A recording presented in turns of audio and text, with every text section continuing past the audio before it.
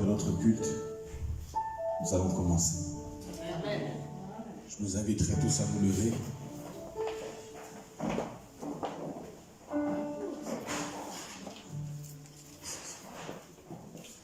Nous allons élever nos voix pour rendre grâce à ce Dieu qui est bon, ce Dieu qui est merveilleux, qui est formidable, ce Dieu qui est notre Père et qui nous fait grâce de nous tenir dans sa maison et dans sa présence encore en ce jour. Nous allons élever nos voix vers lui pour lui dire qu'il est notre roi. Nous allons élever nos voix vers lui pour lui dire qu'aujourd'hui encore, nous avons besoin de lui. Nous avons besoin qu'il conduise ce culte de louange, ce culte d'adoration, ce culte d'offrande à son saint nom. Tu vas élever ta voix pour lui exprimer ta reconnaissance. Tu vas élever ta voix pour lui exprimer ta dépendance. Et lui dire encore à quel point il est le sujet de ton salut, il est la source qui est la tienne. Nous avons reçu dans tout le mois d'octobre l'enseignement sur l'intimité, sur la prière, sur notre relation avec Dieu. Et nous avons compris qu'il est notre source. Nous avons compris que comme les poissons ne peuvent pas se séparer de l'eau, nous avons compris que comme les oiseaux ne peuvent pas se séparer de l'air, nous avons compris que nous-mêmes, hommes, créatures, créés à l'image, à la ressemblance de Dieu, nous avons besoin de sa présence. Nous avons besoin de son esprit. La Bible nous dit qu'il nous a créés dans sa pensée. Il nous a formés de la poussière du ciel. Mais c'est quand il a insufflé son souffle de vie en nous que nous sommes devenus une âme vivante. Les âmes vivantes que nous sommes, allons élever nos voix vers lui. Les âmes vivantes que nous sommes, allons exprimer nos cœurs au-devant de lui. La Bible dit que si même nous nous taisons, les pierres crieront. Nous refusons que nous, créatures créées à l'image de Dieu, dans l'amour de Dieu et dans la pensée de Dieu, que des créations, que des pierres, que des végétaux, que des oiseaux puissent l'adorer et le louer. Mais nous allons prendre notre position en tant que fils et filles de Dieu pour lui dire qu'il est notre roi. Prions au nom de Jésus. Éternel mon Dieu, mon roi, je veux te bénir. Je veux te bénir et je veux te dire merci. Je vais élever ma voix vers toi pour t'honorer. Je vais élever ma voix et mon cœur vers toi, ô roi, pour t'adorer. Pour te dire que tu es mon Dieu. Pour te dire que tu es mon roi. Et pour te dire que sans toi, éternel, ô roi, je ne suis rien. Que sans ton esprit, que sans ta présence, je suis vide, éternel, mon Dieu. J'ai besoin de toi. J'ai besoin de lever mon cœur vers toi. J'ai besoin de lever ma voix pour te dire que tu es formidable. J'ai besoin de reconnaître ta grandeur. J'ai besoin de reconnaître ton salut. J'ai besoin de reconnaître que tu es Seigneur. J'ai besoin de le confesser en tout temps, en tout instant de ma vie encore, oh Dieu. Que quand les moments sont favorables, je sais que tu es Dieu. Que quand les moments sont pénibles, je sais que tu es Dieu. Que je traverse la vallée de l'ombre de la mort, je sais que tu es avec moi. Lorsque je suis au torrent du Tikrit, je sais que tu es avec moi. Lorsque je vois la vallée des ossements desséchés, je sais que ta parole me vient encore, oh Dieu. Tu es mon roi, tu es mon Dieu, tu es mon tout. Tu es le tout de ton peuple qui se réunit en ce jour. Alors que nous sommes en période de pandémie, où le gouvernement a décrété un confinement général de la population, que les hommes et les femmes doivent rester chez eux. Tu nous fais grâce par le gouvernement ou par les situations du monde, qu'en ce jour, en ce dernier dimanche, 1er du mois de novembre, que ton peuple se réunisse. Nous voulons saisir cet instant pour te dire, éternel, ô roi, embrasse l'offrande que nous sommes. Nous voulons saisir cet instant pour te dire, oh Dieu, regarde l'offrande que nous sommes. Nous voulons saisir cet instant pour te dire que nous dépendons de toi. Dans le confinement, nous dépendrons de toi. Dans le déconfinement, nous dépendrons de toi. Et dans ce culte de louange et d'adoration, nous dépendons encore de toi. Éternel, que ton nom soit glorifié. Cher Saint-Esprit de Dieu, conduis-nous dans la louange. Conduis-nous dans la louange. Que nos cœurs expriment notre reconnaissance.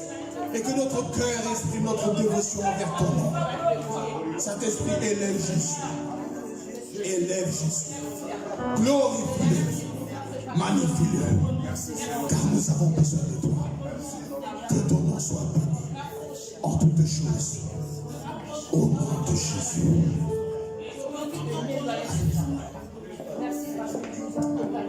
Merci. Est-ce que nous pouvons acclamer le Seigneur ce matin? Est-ce que quelqu'un peut acclamer le Seigneur ce matin? Seigneur, j'aime élever ton nom. J'aime chanter tes louanges. Quelle joie tu vis en moi. Quelle joie tu viens pour nous sauver. Tu viens du ciel sur la terre, montrer la voie de la terre à la croix, payer pour moi de la croix jusqu'au tombeau et du tombeau jusqu'au ciel. Seigneur, j'aime élever ton nom. Seigneur, j'aime élever ton nom. Seigneur, j'aime élever ton nom. J'aime chanter tes louanges. Quelle joie tu vis en moi. Quelle joie tu viens pour nous sauver. Tu viens du ciel.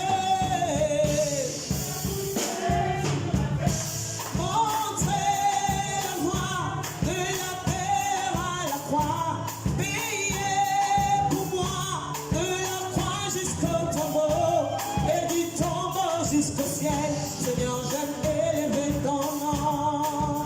Tu viens du ciel sur la terre, montrer la voie de la terre à la croix, payer pour moi de la croix jusqu'au tombeau et du tombeau jusqu'au ciel. Seigneur, j'aime élever ton nom. Dis avec moi, Seigneur, j'aime élever ton nom.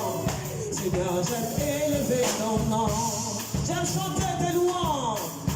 J'aime chanter tes louanges. Quelle joie tu vis en moi. Quelle joie tu viens pour nous sauver. Dis avec moi, Seigneur, j'aime élever ton nom. Seigneur, j'aime élever ton nom. J'aime chanter tes louanges. Quelle joie tu vis en moi. Quelle joie tu vis en moi.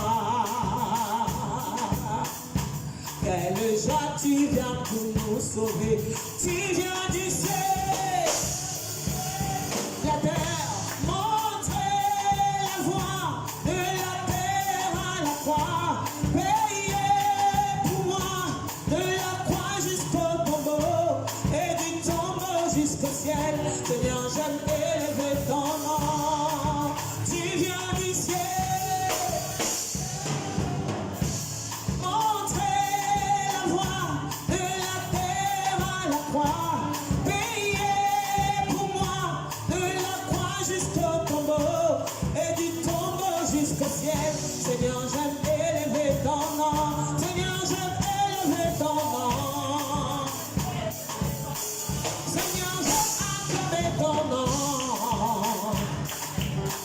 Seigneur, j'aime élever ton nom. Seigneur, j'aime acclamer ton nom. Seigneur, j'aime acclamer ton nom. Oh, tu viens du ciel. Oh, montrer la voie de la terre à la croix, payer pour moi de la croix jusqu'au tombeau et du tombeau jusqu'au ciel. Seigneur, j'aime élever ton nom. Oh, tu viens du ciel. Oh, montrer la voie de la terre à la croix, payer pour moi de la croix jusqu'au tombeau et du tombeau jusqu'au ciel. Seigneur, j'aime élever ton nom.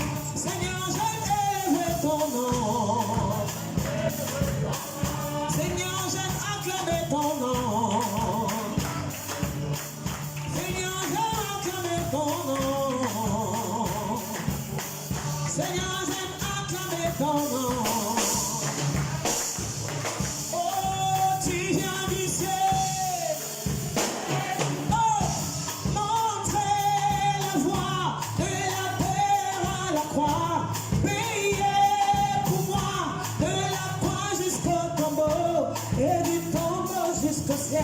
Seigneur, j'aime élever ton nom.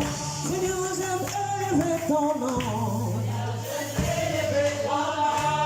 Lord, I lift your name on high. Lord, I lift your name on high. Lord, I lift your name on high.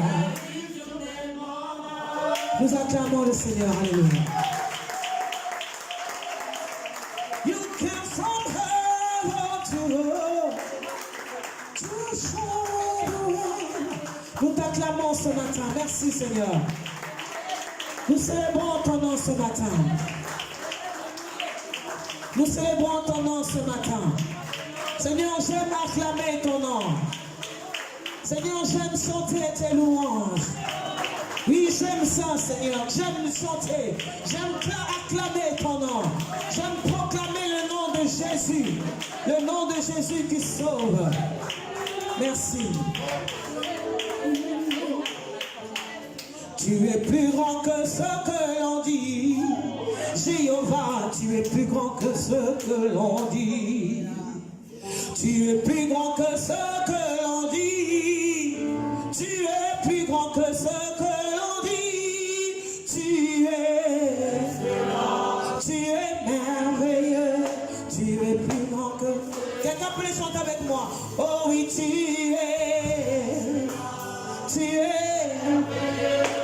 es plus grand que ce que l'on dit. Tu es plus grand que ce que l'on dit. Jéhovah, tu es plus grand que ce que l'on dit. Tu es plus grand que ce que l'on dit. Tu es plus grand que ce que l'on dit. Tu es. Est-ce que quelqu'un peut chanter plus fort? Oh oui, tu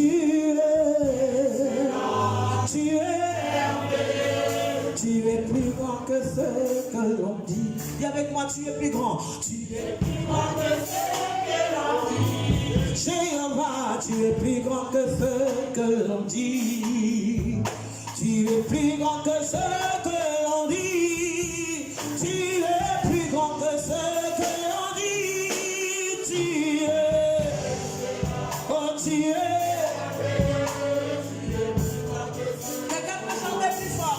Tu es excellent, merveilleux. Tu es plus grand que ce que l'on dit. Jéhovah, tu es. Jésus, tu es. Oh, tu es plus grand que ce. Nous les chantons plus fort, plus fort, plus fort. Tu es merveilleux. Tu es plus grand que ce que l'on dit. Oh oui, tu es. Tu es. Tu es plus grand que ce que notre Jésus est plus grand. Oh, tu es plus grand que ce que l'on dit. Dis avec moi, tu es plus grand. Tu es plus grand que ce que l'on dit. Jéhovah. Il y a quelqu'un ici ce matin. Tu es plus grand que ce que l'on dit. Tu es plus grand que ce que l'on dit. Tu es, oh tu es merveilleux, tu es plus grand que ce, notre Jéhovah, tu es excellent, tu es merveilleux, tu es plus grand que ce que l'on dit, oh oui tu es merveilleux, tu es plus grand que ce que l'on dit, oh oui tu es. Tu es plus grand que ce que l'on dit. Acclame le nom de Jésus ce matin. Le nom puissant de Jésus. Le nom merveilleux de Jésus. Le nom qui opère de miracles. Le nom puissant de Jésus.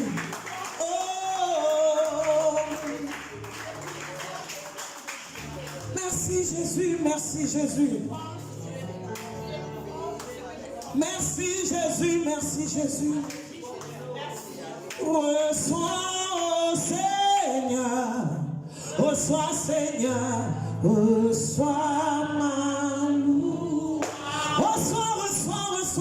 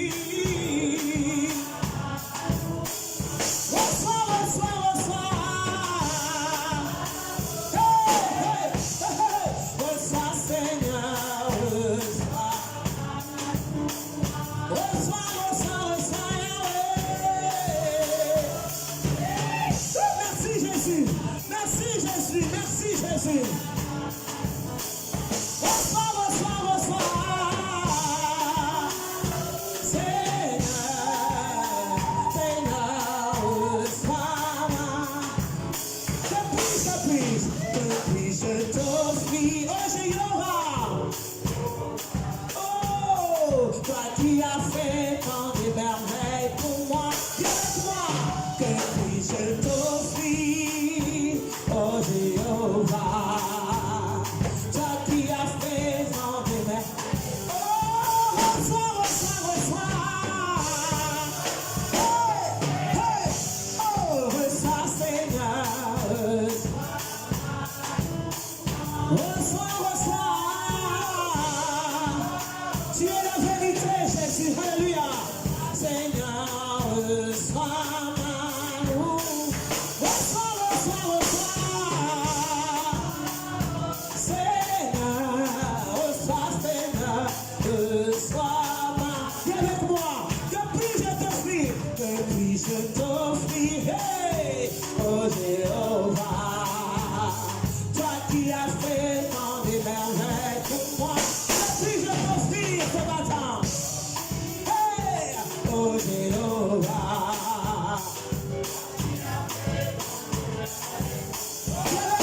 Reçois, reçois. Oh Seigneur. Quelqu'un peut pousser des cris de joie ce matin. Reçois, reçois, reçois. Oh, reçois, Seigneur, reçois ma.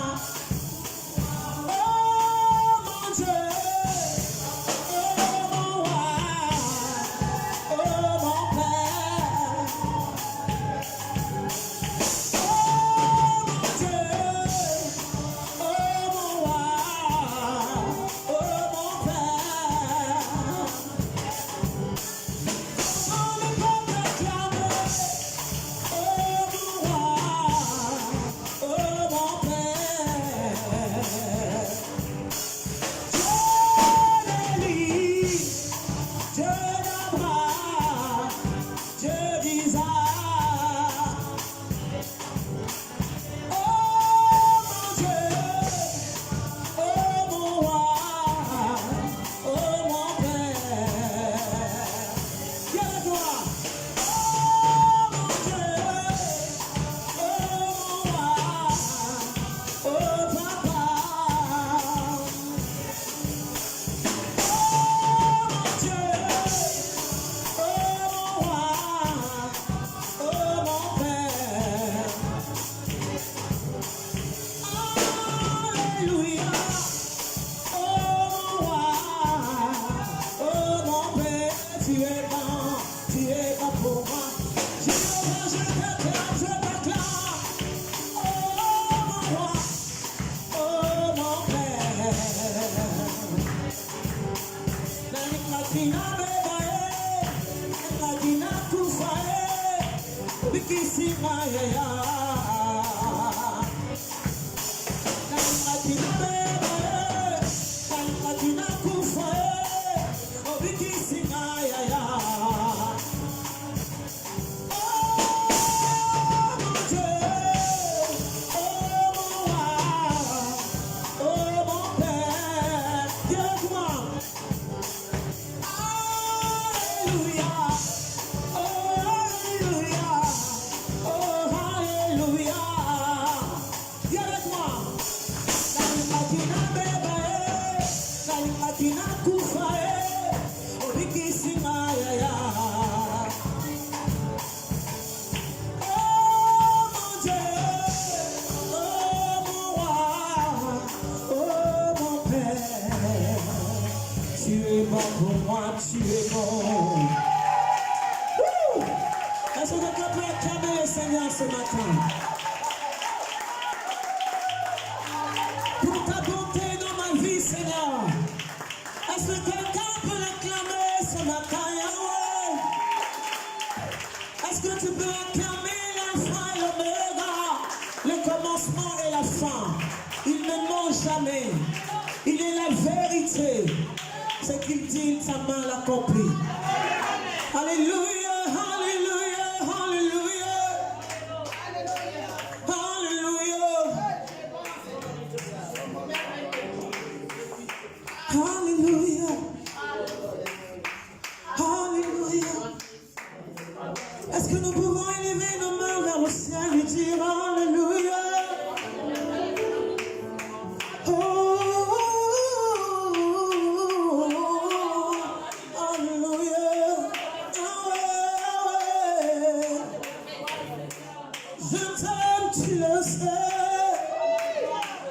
Je te porte dans mon cœur. Et mon cœur bouillant d'amour pour toi. Tu es mon yaya. Je t'aime, tu le sais.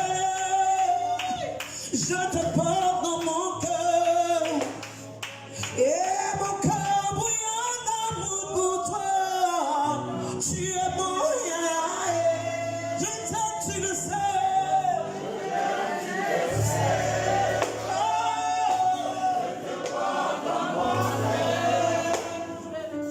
Et mon cœur bouillant d'amour pour toi.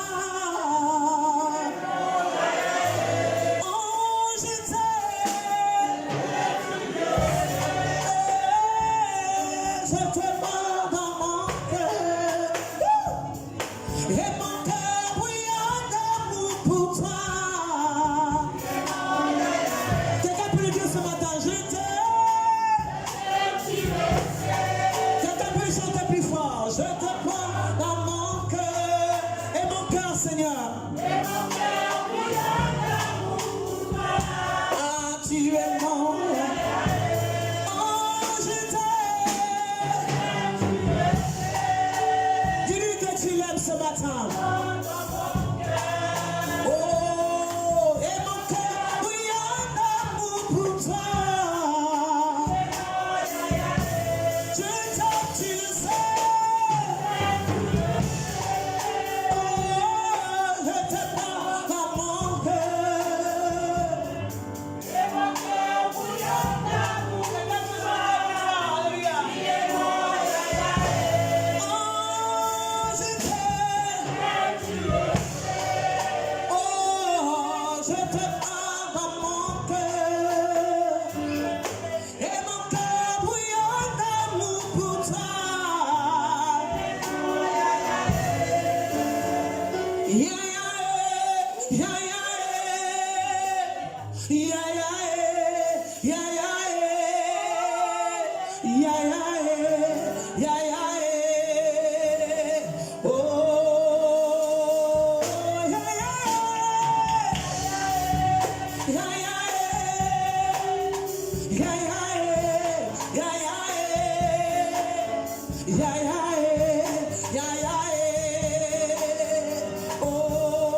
encore plus fort.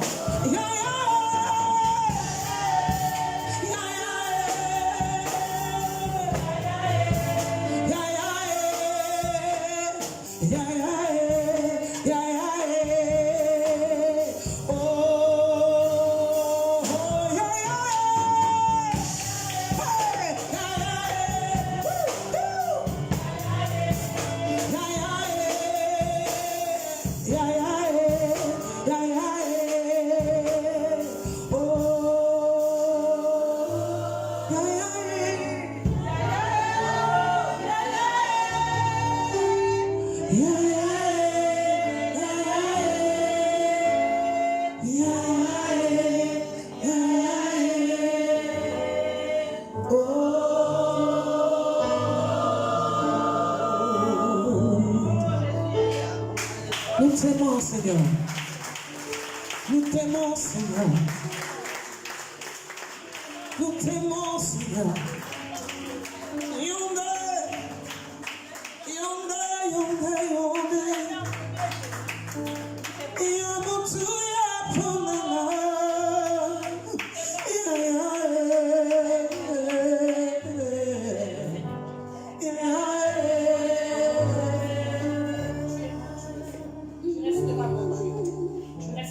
Yonde, yamakasi ponana.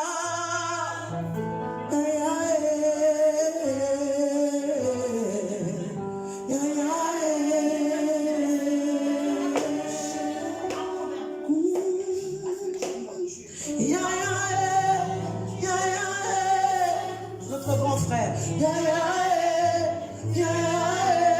Tu es vivant.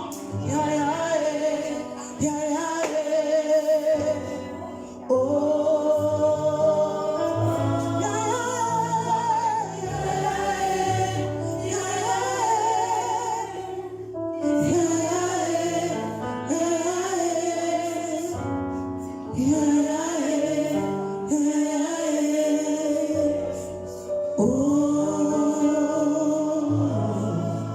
es vivant. Ce matin, nous ne célébrons pas un mort. Nous célébrons un vivant. Jésus vivant. Tu as brisé les portes de l'enfer. Tu es vivant. Nous célébrons le Jésus vivant. Celui qui entend, celui qui voit, celui qui sait toutes choses. Nous célébrons le Jésus vivant. Merci pour l'œuvre de la croix. Alléluia.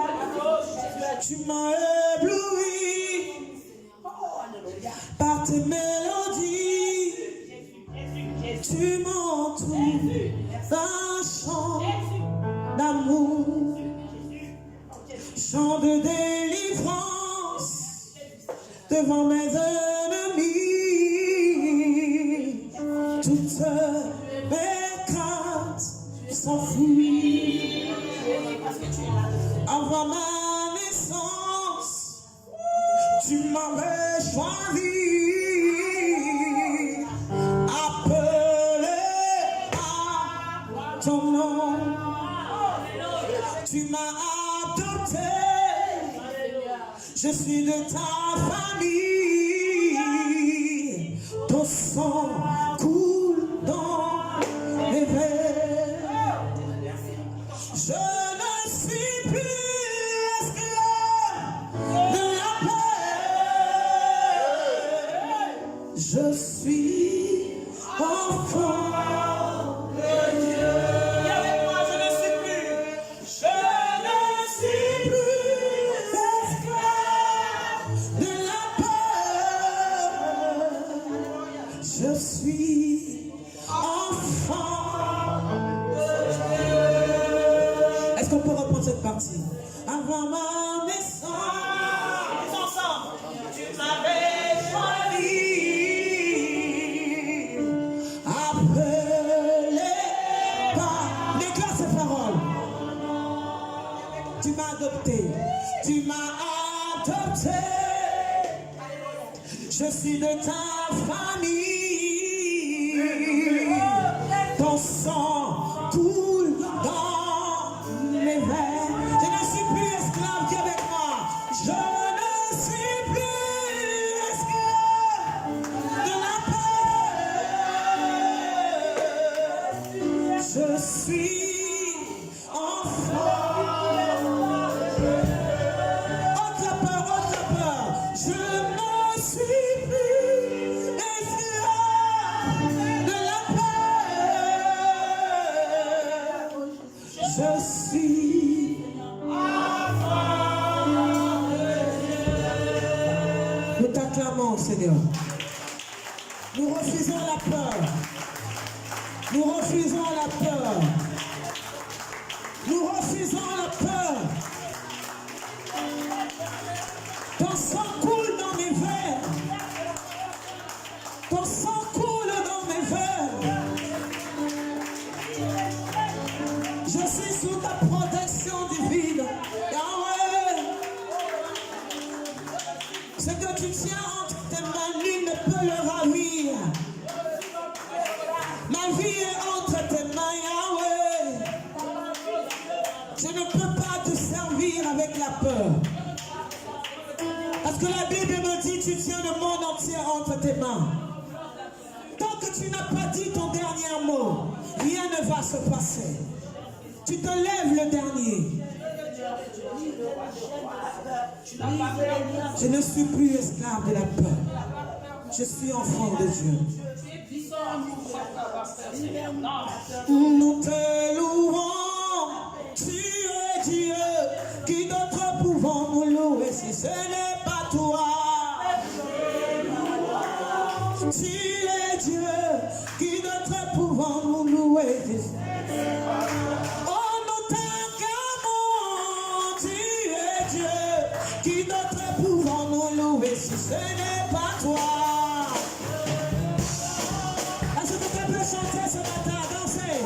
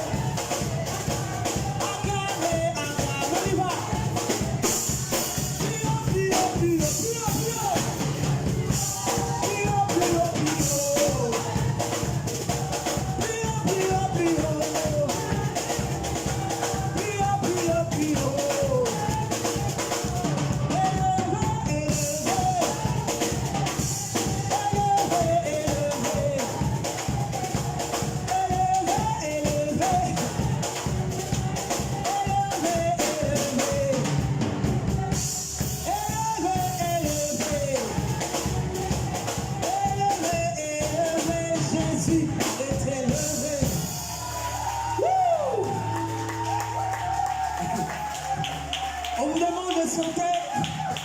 Vous avez du mal à sauter. Pendant un mois, on n'aura pas le privilège de sauter comme ça. Amen. Plus haut, plus haut, plus haut. Jésus est plus haut.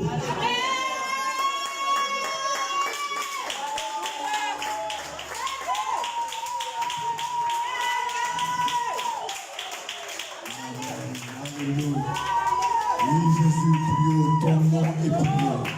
Ton nom est plus haut que tout. Ton nom est plus élevé que les situations. Au-dessus des trônes, au-dessus des dominations, au-dessus des puissances, au-dessus de toutes choses, au-dessus de la création, au-dessus de tout. Ton nom est plus haut, Jésus. Ton nom est élevé. Ton nom est la royauté.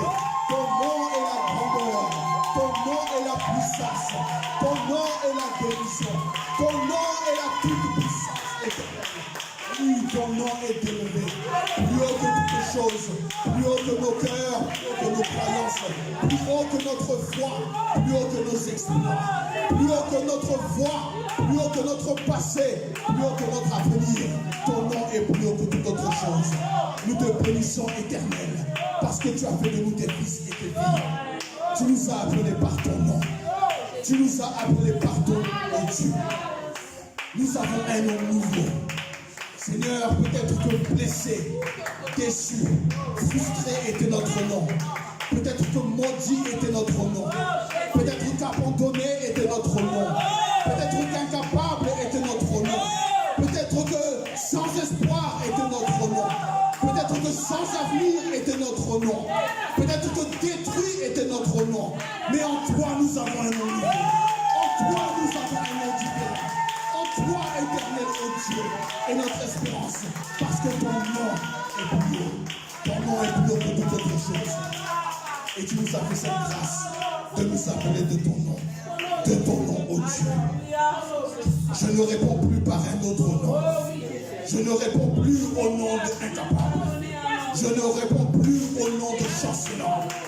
Je ne réponds plus au nom de inconstant. Mais je réponds au nom de fils de Dieu. Je réponds au nom de fils de la promesse.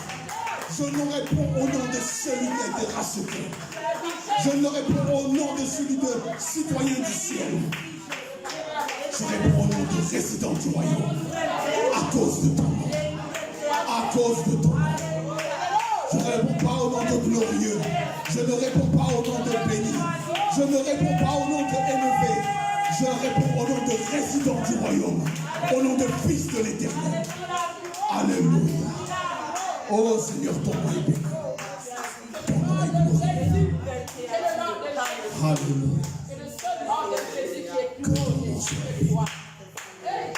En ton nom, qu'il soit béni. Amen. Alléluia.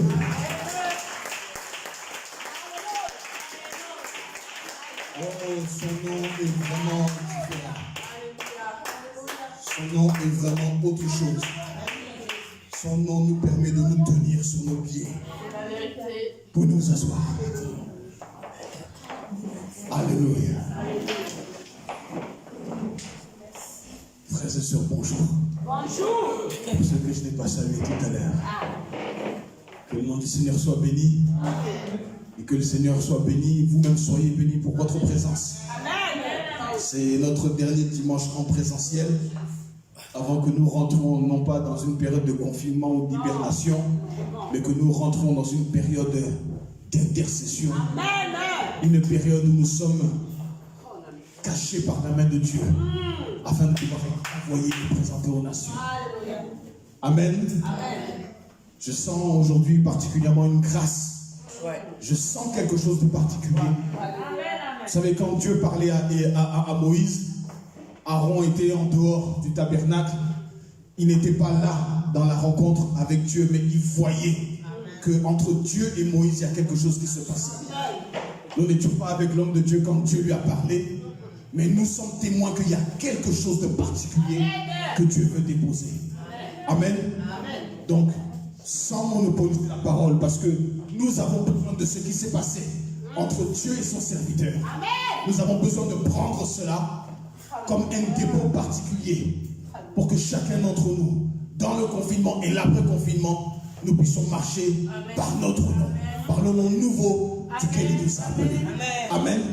Voilà, donc je ne vais pas monopoliser la parole. Je vais tous nous demander de pouvoir nous lever, d'acclamer la parole du Seigneur avec respect et crainte pour recevoir le message que le Seigneur a prévu.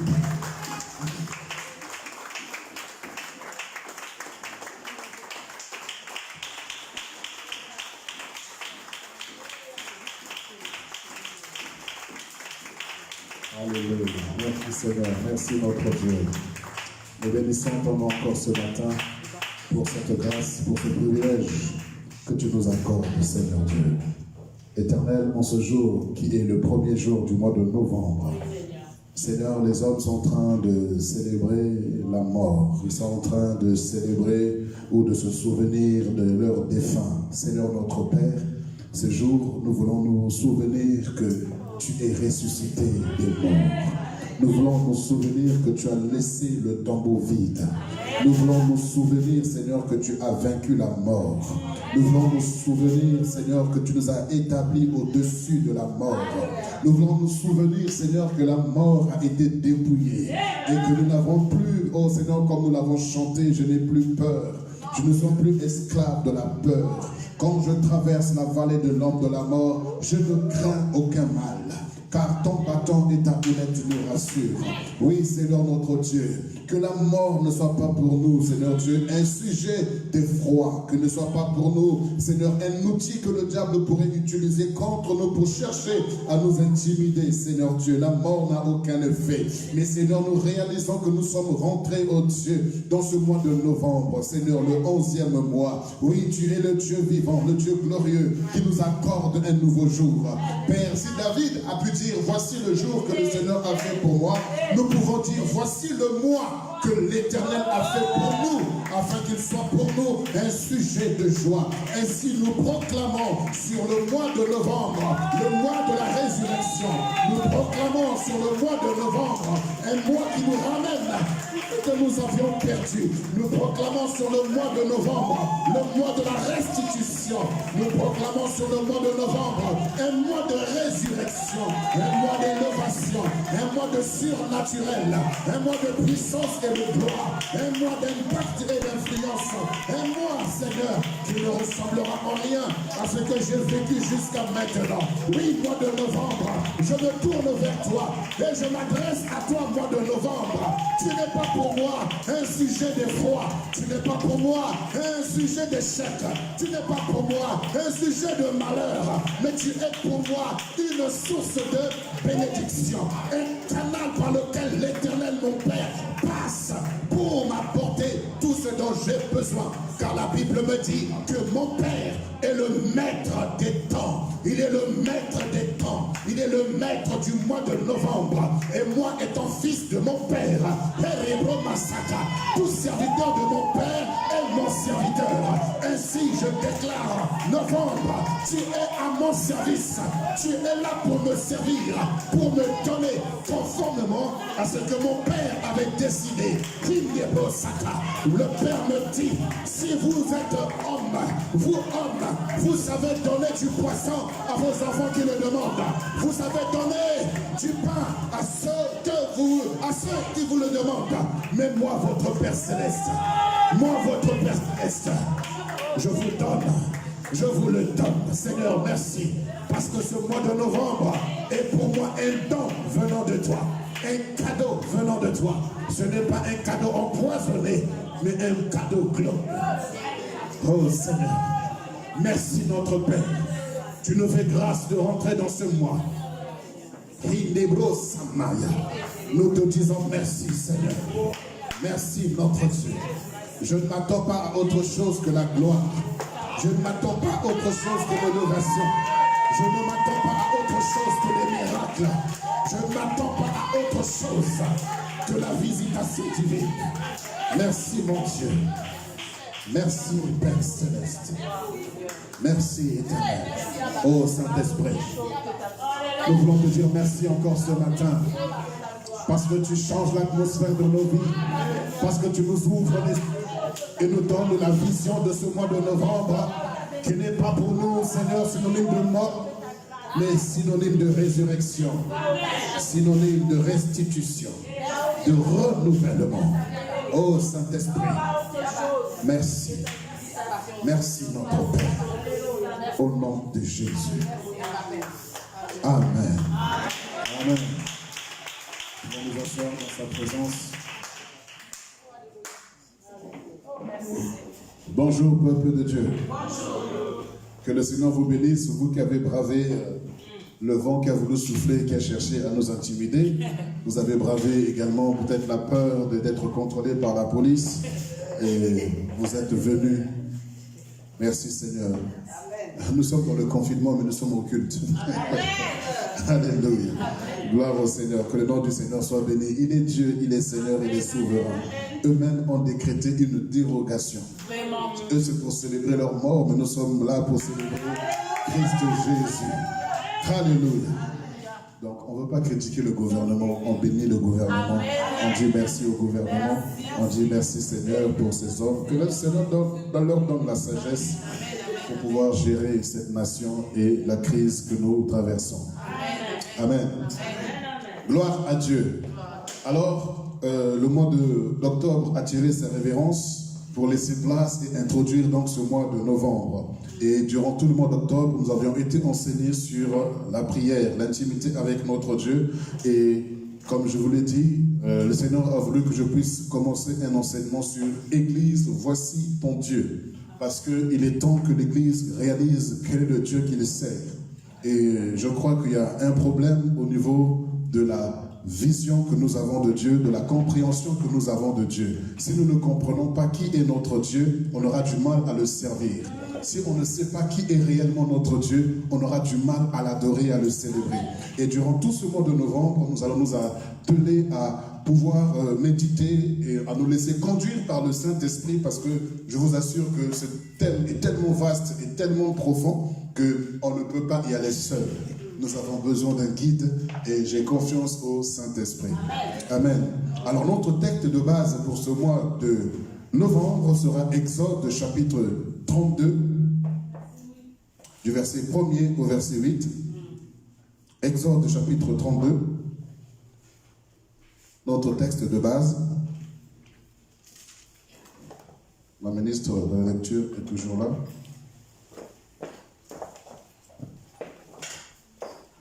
Donc vous qui êtes à la maison, qui nous suivez, donc, je crois que vous êtes bien habillés, vous êtes propres, vous êtes là pour servir le Seigneur. Mettez de côté vos coca, vos jus, vos cafés et écoutons ensemble la parole de Dieu. Je lis la parole dans Exode 32, verset 1 au verset 8. Le peuple, voyant que Moïse tardait à descendre de la montagne, s'assembla autour d'Aaron et lui dit: Allons, fais-nous un Dieu qui marche devant nous, car ce Moïse, cet homme qui nous a fait sortir du pays d'Égypte, nous ne savons ce qu'il est devenu. Aaron leur dit: ôtez les anneaux d'or qui sont aux oreilles de vos femmes, de vos fils et de vos filles, et apportez-les-moi. Et tous ôtèrent les anneaux d'or qui étaient à leurs oreilles, et ils les apportèrent à Aaron. Il les reçut de leurs mains, jeta l'or dans un moule et fit un veau en fonte. Ils dirent: Israël, voici ton Dieu qui t'a fait sortir du pays d'Égypte. Lorsqu'Aaron vit cela, il bâtit un autel devant lui et il s'écria: demain il y aura une fête en l'honneur de l'Éternel.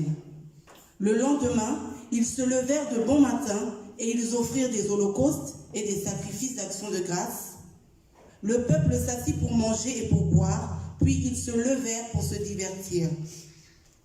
L'Éternel dit à Moïse: va, descends, car ton peuple que tu as fait sortir du pays d'Égypte s'est corrompu. Ils se sont promptement écartés de la voie que je leur avais prescrite. Ils se sont fait un veau en fonte, ils se sont prosternés devant lui. Ils lui ont offert des sacrifices et ils ont dit: Israël, voici ton Dieu qui t'a fait sortir du pays d'Égypte. Amen. Amen. Amen. Tout le monde fait Tout le monde est en train de faire Alléluia. C'est notre texte de base et je vous l'ai dit, je crois, il y a quelques jours, donc en arrière, j'étais en train de prier pour me préparer à aller dormir simplement. Et voilà que le Seigneur donc m'orientait par rapport à l'enseignement que je devais apporter au peuple de Dieu que nous sommes durant tout ce mois de novembre. Et c'était fort en disant, voici Église, voici ton Dieu. Et nous sommes en train de faire mais nous constatons que c'est ce qui se passe de nos jours également. Ce peuple, comme je l'ai dit vendredi en introduction, pour ne pas me répéter, c'est un peuple qui a une alliance avec Dieu, une alliance extraordinaire qui n'a pas commencé avec Moïse, qui n'a pas commencé avec Aaron, qui n'a pas commencé avec Joseph, mais qui a commencé avec Abraham, depuis le livre de la Genèse. Il a commencé avec Abraham et le Seigneur a conclu une alliance avec lui en lui disant que tes descendants seront esclaves dans une nation pendant plus de 4 siècles. Et moi, l'Éternel, je les sortirai de là après 4 siècles. Et il précise, ils en sortiront avec des grands biens. Quelle précision! Et lorsqu'Abraham est mort, il n'a pas vu ce que le Seigneur lui a dit. Isaac est venu, il n'a pas vu ce que le Seigneur a dit à Abraham. Jacob est venu, ainsi de suite, jusqu'aux tribus, les 12 tribus. Et Joseph qui se retrouve en Égypte, voilà donc au départ, qui est accueilli comme un chef, comme un boss, comme un patron. Il est reçu comme un leader, il est reçu bien sûr par le pharaon, parce qu'il a interprété des songes, mais au départ, ce n'était pas le tapis rouge qui lui était déroulé. Vous le savez très bien, c'était vraiment la prison, tant de choses. Vendu comme un esclave, ainsi de suite. Je ne voudrais pas me répéter là-dessus, mais vous avez vu que Joseph a obtenu la faveur du pharaon et il a été intronisé, il a été élu premier ministre et encore ministre de l'économie et il a géré tant de choses en Égypte durant la crise qu'il y avait donc à cette époque-là. Et donc il a eu la grâce et il a fait venir donc toute sa famille, il a fait un regroupement familial. Et arrivé là-bas, ils ont obtenu la grâce et ils étaient là jusqu'au jour où le pharaon qui avait connu Joseph venait donc de mourir. Et donc un nouveau pharaon donc, qui ne connaissait pas Joseph, un nouveau pharaon qui ne connaissait pas Joseph, va venir et va maltraiter le peuple d'Israël. Vous savez, quand vous ne connaissez pas, vous ne pouvez que maltraiter. Quand vous ne connaissez pas, vous allez abuser de la chose. Quand vous ne connaissez pas, vous allez abuser. Abuser signifie utiliser d'une manière anormale. Parce que tu ne connais pas, tu vas utiliser d'une manière anormale. Parce que tu ne connais pas la prière, tu abuses de la prière. Parce que tu ne connais pas Dieu, tu abuses de l'adoration. Quand tu ne connais pas Dieu, tu abuses de la louange. Mais nous voulons par cet enseignement, par la grâce de Dieu, ne plus abuser, ne plus faire des choses par ignorance, mais faire des choses par révélation et par connaissance que Dieu nous apporte. Et lorsque ce pharaon qui ne connaissait pas Joseph est venu, il a maltraité ce peuple, il a opprimé ce peuple, jusqu'à ce que le Seigneur suscite Moïse et tout ce que vous connaissez. Amen.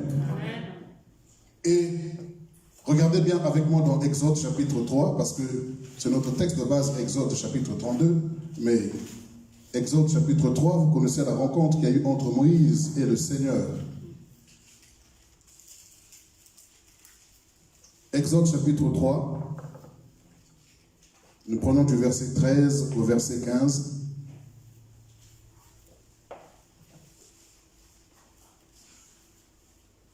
Exode 3, verset 13 à 15, je lis la parole de Dieu. Moïse dit à Dieu, « J'irai donc vers les enfants d'Israël et je leur dirai, « Le Dieu de vos pères m'envoie vers vous. Mais s'ils me demandent quel est son nom, que leur répondrai-je » Dieu dit à Moïse, « Je suis celui qui suis. » Et il ajouta, « C'est ainsi que tu répondras aux enfants d'Israël. Celui qui s'appelle « Je suis » m'a envoyé vers vous. » Dieu dit encore à Moïse, « Tu parleras ainsi aux enfants d'Israël.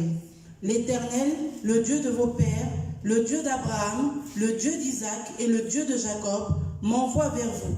Voilà mon nom pour l'éternité. Voilà mon nom de génération en génération. » Amen. Amen. Amen. Alléluia. Vous voyez, Moïse est confronté donc à ce Dieu-là. Vous savez, j'aimerais vous dire que Dieu, on ne peut pas le connaître. Dieu, on ne peut pas le chercher, mais Dieu se révèle. Dieu se révèle. Dieu se révèle. C'est pourquoi souvent Amos dira, prépare-toi à la rencontre de ton Dieu. Donc au départ, on ne se prépare pas à rencontrer Dieu. Personne ne peut se préparer à rencontrer Dieu.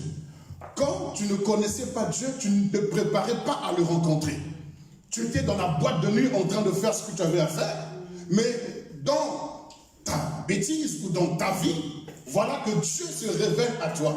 Dieu fait alliance avec toi. À ce moment-là, Dieu devient ton Dieu.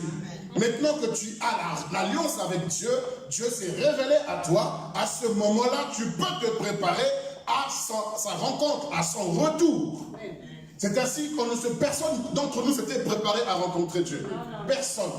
Moïse, lorsqu'il était en train de paître le troupeau de son beau-père Jéthro, il ne s'attendait pas à rencontrer Dieu.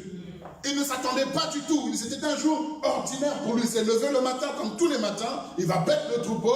Mais voici qu'il va voir un buisson ardent. Et il va dire, je vais le voir un peu. Je vais faire le détour pour voir ce qui se passe. Comment un buisson peut brûler et il ne se consume pas. Donc Dieu va utiliser quelque chose, un instrument, un canal, une situation, une circonstance pour attirer Moïse et se révéler à lui. Dieu aussi, au travers de nos circonstances, il se révèle à nous. Chacun n'a pas été attiré de la même manière. Dieu a attiré Moïse au travers d'un buisson ardent. Il ne l'a plus jamais refait avec une autre personne. Chacun de nous a son histoire, chacun de nous a son parcours, chacun de nous a une rencontre, une visite spéciale et particulière avec Dieu. C'est pourquoi je ne peux jamais oublier ce jour de gloire où le Seigneur s'est révélé à moi. C'est pourquoi Apocalypse, Jean dira, gardez ce que vous avez reçu dans le commencement, gardez-le, gardez-le, gardez ce dépôt. Malheureusement, plusieurs se sont détournés de ce qu'ils ont reçu dans le commencement. Parce que je suis convaincu que si tu fais des kilomètres pour venir assister au culte, c'est parce que Dieu t'a réellement visité. Tu as réellement rencontré Dieu au travers d'une circonstance que toi-même connais. Amen. Toi seul connais la circonstance par laquelle le Seigneur est passé. C'était une circonstance peut-être par la maladie, peut-être par l'abandon, la trahison, le rejet, la tristesse. Peut-être que tu étais au bord du suicide. Chacun de nous connaît la manière dont Dieu s'est révélé à lui. Mais ce qui est extraordinaire, c'est que Dieu ne s'est pas révélé à Moïse seulement pour le salut, mais il s'est révélé à lui par rapport à ce qu'il attendait de lui qu'il fasse. Et il arrive souvent peut-être que ce soit pour nous progressif. Lorsque le Seigneur s'est révélé à moi, il ne m'avait pas dit pourquoi il s'était révélé à moi. C'est d'abord révélé pour que je me tourne vers lui. Et ensuite, il y a eu la révélation par rapport au ministère. Et ensuite, cela est progressif. Mais lui, Moïse, tout d'un coup, abandonne ce que tu fais, quitte ton pays, va là-bas, travaille pour moi, tout ça. Vous comprenez pourquoi Moïse commençait à bégayer et puis commençait à parler en tremblant? Parce que toi, moi, on peut se préparer parce qu'on s'est d'abord converti, on a pleuré, on s'est donné à lui. Maintenant, progressivement, on a vu les gens servir le Seigneur, prêcher l'évangile, faire ceci ou cela. On pouvait s'identifier à eux, ainsi de suite, se préparer en conséquence. Mais là, Moïse, tout lui vient d'un coup. Tout à coup. Alléluia. Et alors, voici que, voilà, lève-toi, va, et puis il nous dit, va affronter le Pharaon. C'est comme si tu dis, lève-toi. Toi qui habites dans la banlieue, que tu es manutentionnaire, tu n'as pas de diplôme approprié pour faire la politique, mais Dieu te dit, va rencontrer M. Trump.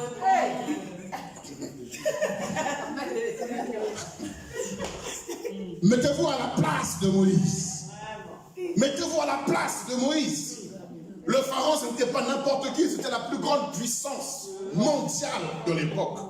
Ça se trouve en Égypte, en Afrique. Alléluia. Amen. J'étais juste de passage. Alléluia. La plus grande puissance mondiale. Et ils étaient structurés, ils avaient tout ce qu'il fallait. Ce que nous trouvons en Europe, ça se trouvait déjà là-bas en Égypte. Et voici que Dieu dit à monsieur Moïse, il est berger. Et encore, il n'est pas patron, il est employé. À l'étranger. Sans papier. Alléluia. Voici que Dieu lui dit, lève-toi et va. Alors que là où Dieu l'envoie, c'est de là qu'il vient et il est parti de là en fuyant. Il avait laissé des contentieux là-bas, il avait laissé des séquelles, il avait laissé des problèmes. Et 40 ans après, Dieu lui dit, retourne, va et affronte le Pharaon. Et il dit, voilà pourquoi Moïse dit, mais qui suis-je? Moi, qui suis-je? Au départ, il dit, qui suis-je moi pour aller vers le Pharaon? Et Dieu lui répond, je suis avec toi. Si toi tu n'es rien, mais moi avec toi, tu es. Alléluia. Si toi tu n'es rien, mais moi je suis. Et je suis avec toi. Moïse dit, mais attends, ok, mais je connais l'Égypte. L'Égypte, il y a plusieurs dieux. Il y a plusieurs dieux. Isis, Isiris, tout ça, Akhenaton, tous ces dieux-là. Le dieu, le roi soleil, ainsi de suite. Tant de dieux qui se trouvent en Égypte. Mais maintenant, quand j'irai, quel est le nom que je dois annoncer à ton peuple? Tu leur diras seulement que le Dieu de votre père s'est révélé, voilà, à moi, et puis voilà. Et non, dis-leur que je suis, m'a envoyé vers vous. Mon nom est je suis. Et c'est ainsi que je serai appelé de génération en génération. Le Dieu d'Abraham, d'Isaac et de Jacob. Alléluia. Église, voici ton Dieu. Amen. Moïse avait reçu la révélation de ce Dieu-là. Il a reçu le nom, l'identité de ce Dieu-là. Il s'est révélé à Abraham comme étant Adonai, le Dieu tout-puissant. El Shaddai, plutôt. Et Adonai qui signifie donc le Seigneur. Le Seigneur avec un grand S. Et Jésus qui est 100% Dieu, 100% homme, et Adam, ou Adoni. Et le Seigneur comme Abraham, Sarah qui appelait son mari, mon Seigneur, c'est Adam, A-D-O-N. Donc il y a plusieurs mots qui signifient Seigneur. Mais quand on dit Adonai, c'est le Seigneur des Seigneurs, le véritable, l'unique, le Dieu tout-puissant. Il se révèle à Abraham comme étant El Shaddai, le Dieu tout-puissant. Mes frères et sœurs, mais là à Moïse, il dit, je m'appelle, je suis l'Éternel. En d'autres termes, lui-même dit, en dehors de moi, il n'y a point d'autre Dieu. Je suis l'unique et le véritable. Et regardez bien, vous savez, Dieu ne peut pas vous introduire dans le ministère sans pour autant qu'il se soit révélé à vous. Tout à fait. Et si vous n'avez pas l'identité de Dieu, vous risquez de servir un faux Dieu. Et regardez, sur cette montagne, Aaron n'est pas là. Comme a dit mon fils tout à l'heure, Marcel en faisant la modération, lorsque j'étais en train de recevoir cette pensée, vous n'étiez pas là. Mais maintenant, je vous transmets ce que Dieu m'a donné. Il ne m'a pas donné le mot à mot ce que je devais dire, mais il m'a donné la vision pour ce mois de novembre. Maintenant, je crois que vous me croyez et vous recevez. Même si vous ne me croyez pas, vous allez être victime de ce que Dieu m'a dit. Alléluia. Voilà que Moïse est là sur la montagne en train de recevoir ces choses. Et il dit, je suis, m'a envoyé, allez, voici. Et il y a une négociation, une discussion, jusqu'à ce que Dieu lui montre par des signes qu'il est réellement le Tout-Puissant. Il lui montre le bâton qui se change en serpent, le serpent qui devient bâton, la main qui était pure devient lépreuse, après elle est devenue pure à nouveau, ainsi de suite. Et jusqu'à ce qu'il voit tout ce qui s'est passé en Égypte. Vous savez, avant de faire des choses extérieures, Dieu va le faire d'abord avec toi, dans les coulisses. Dieu va commencer par te guérir toi-même, parce que tu dois expérimenter le Dieu qui guérit. C'est pourquoi quand vous passez par des situations difficiles par vos enfants, ainsi de suite, comprenez que c'est une école. Ne prenez pas ça comme une punition de Dieu. Ne prenez pas ça comme étant quelque chose de fâcheux. Non, Dieu est en train de vous préparer à ce à quoi il veut, là où il veut vous amener. C'est pourquoi Moïse a d'abord expérimenté les miracles avant de les exprimer en Égypte.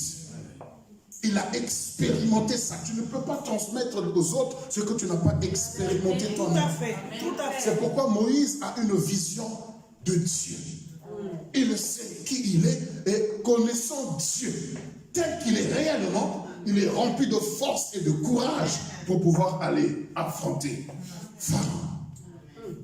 Et vous savez tout ce qui s'est passé, comment il a fait tant de miracles et ils sont sortis de l'Égypte. Et au sortir de l'Égypte, ils arrivent dans le désert. Et voici que dans le désert, Moïse, le Seigneur dit à Moïse, Moïse, monte sur la montagne, j'ai besoin de te parler. J'ai besoin de te donner des commandements, des orientations pour que tu puisses bien conduire ce peuple. Alors quand il monte sur la montagne pendant 40 jours et 40 nuits, voici que ce peuple en bas dans la vallée est en train de s'impatienter. C'était sur la montagne que Dieu se révèle à Moïse pour lui parler du commencement des temps. Exode, Genèse du moins. Il lui parle de la Genèse, au commencement, comment Dieu a créé le ciel et la terre. Pendant tout ce temps-là, pendant que Moïse est en train de recevoir ses instructions, ses enseignements concernant les commencements des temps, il lui parle de comment est-ce qu'il doit conduire ce peuple. Et regardez même dans Exode, on voit comment est-ce que Dieu est en train de parler même de Aaron. Il l'établit comme étant le souverain sacrificateur. Mais lui, pendant ce temps, dans la vallée, il ne sait pas ce qui se passe. Que Dieu est en train de parler à son sujet, jusqu'à parler des vêtements sacerdotaux qu'il devait porter. Wow. Mais lui, dans la vallée, il ne sait pas ce qui se passe. Il ne sait pas. Vous pouvez être là en dehors de la tente, ne pas savoir ce que Dieu prépare. Et vous ne savez pas, et à cause de ça, voilà ce qui se passe. La Bible nous dit, Exode 32, vous y êtes? Donc on a fait un petit parcours, un petit trajet pour arriver maintenant à notre texte de base. Le peuple, voyant que Moïse tardait à descendre de la montagne, s'assembla autour d'Aaron et lui dit, allons, fais-nous un Dieu qui marche devant nous. Car ce Moïse, cet homme, regardez comment il parle. C'est Moïse. Ce Moïse-là, ce monsieur-là, on ne sait même pas d'où il débarque et tout ça, il vient, et voilà. Cet homme-là est cet homme qui nous a fait sortir du pays d'Égypte. Soyez-moi reconnaissants. Nous ne savons pas ce qu'il est devenu. Alléluia. Nous ne savons même pas ce qu'il est devenu. On ne sait pas d'où il vient. On ne sait pas d'où il va. Je ne sais pas où il nous amène. Ce monsieur-là, tout ça, on est perdu ici. Écoute. Aaron, fais-nous faire quelque chose. Montre-nous le Dieu là qui nous a fait sortir de l'Égypte. On va le célébrer et puis c'est bon. Alléluia. J'aimerais dire ici, l'image de Moïse ici, c'est l'image du leader qui était la tête de l'Église, qui était le chef de l'Assemblée d'Israël et qui est monté sur la montagne. C'est l'image de Christ aujourd'hui, en tant que leader chef de l'Église qui est monté auprès du Père pour intercéder pour nous. Et pendant ce temps, il a laissé Aaron. Et Aaron, c'est l'image des sacrificateurs, des pasteurs, des leaders qui sont à la tête des églises. Pendant que le chef est monté sur la montagne en train d'intercéder, nous avons un type de Aaron qui nous sommes les pasteurs, les bergers, qui nous sommes là en train de pouvoir paître le troupeau. Mais voici que le troupeau sur lequel Dieu nous a établis, ils veulent faire la démocratie. Oh my God. Démocratie qui signifie le pouvoir au peuple. Or, ici, il n'est pas question du peuple, il est question de Dieu.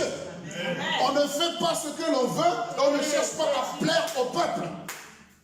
Ce n'est pas parce que le peuple est fatigué que moi je vous ferai un veau d'or. Dieu m'a donné une vision, la persévérance, la détermination, la restauration. Je reste dans mon couloir. Même si je dois travailler jusqu'à ce que le Seigneur vienne dans ce bâtiment, je ne ferai pas les choses parce que les gens sont fatigués. Je ne prêcherai pas d'autres messages parce qu'il y a des messages qui sont à la mode. Je reste dans mon couloir parce que lorsque j'étais sur la montagne, personne n'était là avec moi pour recevoir le message que je dois transmettre à l'église. Et il est important aujourd'hui que les Aaron que nous sommes, les leaders que nous sommes, ne cherchons pas à plaire au peuple. Ne cherchons pas à ce que le peuple nous influence pour faire des veaux d'or. Créer une image de Dieu qui n'est pas authentique. Oh my God. Aujourd'hui, les leaders sont dirigés subtilement par le peuple. Parce que simplement, il apporte, comme Aaron a demandé une offrande. Allons, apportez-moi de l'or.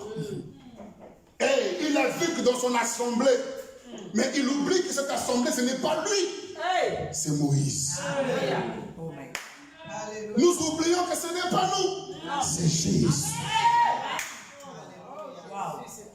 Et nous sommes en train de faire des collectes d'offrandes, pas les moindres, de l'or, pas du bronze, pas du fer, pas des petites pièces, des virements. Des cartes bleues, des black cartes. Et voici qu'ils apportent ça, sans hésiter, avec joie. Je ne sais pas où Aaron avait appris à être orfèvre. Je ne sais pas ce qu'il a appris à faire des statues, je ne sais pas. Voici que Aaron qui a été établi pour pouvoir gérer le peuple en attendant que Moïse descende de la montagne. Voici que Aaron a cherché à plaire au peuple parce que le peuple était impatient.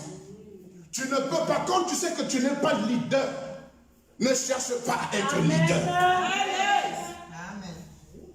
Quand tu sais que tu n'es pas, vous savez, pouvoir avoir un ministère, mais ne pas être obligé d'être un leader. Tout à fait. Tout à fait. Tu peux avoir un ministère, pasteur, évangéliste, prophète, même apôtre, mais ne pas être leader. Tout à fait. Aaron a été appelé comme un soutien, une aide pour Moïse, mais il n'était pas leader. Et quand tu n'es pas leader, tu n'as pas de message. Quand tu n'es pas leader, tu n'as pas de vision. Quand tu n'es pas leader, tu ne sais pas où tu vas. Alors tu vas écouter tout ce qu'on te dira. Tout à fait. Oh my God. Alors, Aaron va écouter ce que le peuple lui dira. Et il va faire une offrande spéciale. Et avec cette offrande-là, il va créer un veau d'or. Donc imaginez-vous, il y a des offrandes que nous faisons, mais pour adorer un faux Dieu. Parce que nous avons une mauvaise vision de Dieu. Que notre offrande que nous faisons, c'est de l'idolâtrie. Et alors ils ont fait cela. Aaron lui-même va fabriquer ce veau. Et il va le présenter. Israël, voici ton Dieu qui t'a fait sortir de l'Égypte.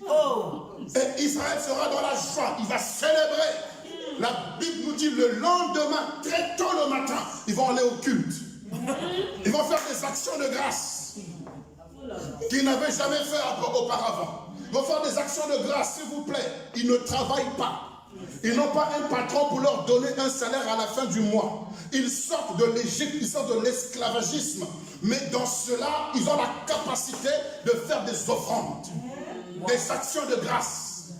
Mais nous qui travaillons, nous au jour d'aujourd'hui, qui avons de l'argent un peu, nous avons trop de philosophie et de raisonnement, on n'apporte rien dans la maison de Dieu.